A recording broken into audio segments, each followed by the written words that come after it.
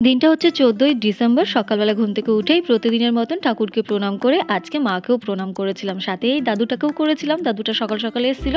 সকাল, সকাল ফ্রেশ হয়ে উষ্ণ গরম জল আর কিছু বাদাম নিয়ে বসে পড়লাম। কারণ আজকে হচ্ছে আমার জন্মদিন। তাই সবাইকে একটুখানি নমস্কার দিয়ে শুরু করেছিলাম। রান্নাবান্নাটা আমি শুরু করেছিলাম আর শেষটা মা করেছিল। তারপর স্নান-টান করে আমার প্রতিদিনের মতন হনুমান চালিশাটা পড়ে বিকালবেলা ও এসেছিল পড়তে। ওকে পড়িয়ে তারপর সন্ধ্যাবেলার দিকে আমি আর ভাইসুদ্ধ গেছিলাম কৃষ্ণনগরে একটুখানি ঘোরাঘুরি করতে। প্রথমে ভাইয়ের কিছু কাজ ছিল সেটা শেষ করে তারপর কৃষ্ণনগর গেছি। আর কৃষ্ণনগরে বিখ্যাত ঘুগনি খাবো না তা তো হয় না। ওখান থেকে ঘুগনি খেয়ে আমরা সোজা চলে গেছিলাম, ভাইকে আদর করে নিয়ে গেছিলাম এক্সপ্রেস বাজারে। ওইখানে গিয়ে আমি ২-৩টে জিনিস নিয়েছিলাম। ওর তো মাথা খারাপ, আমি তো বেজায় খুশি। ওখান থেকে সোজা বেরিয়ে গেছিলাম মঞ্জেনিসে। এবার আমার পয়সাটা একটু খরচা হবে, কারণ আমরা ওখান থেকে খেয়েছিলাম স্প্রিং রোল। কৃষ্ণনগর মঞ্জেনিসে আমরা খাওয়া দাওয়াটা শেষ করে তারপর বাড়ির কাছে মঞ্জেনিসে এসে তারপর আমরা এখান থেকে একটা বার্থডে কেক নিয়েছিলাম। এই হচ্ছে কেক আর এই হচ্ছে আমি। আজকের জন্য এখানেই টাটা, আবার দেখা হবে।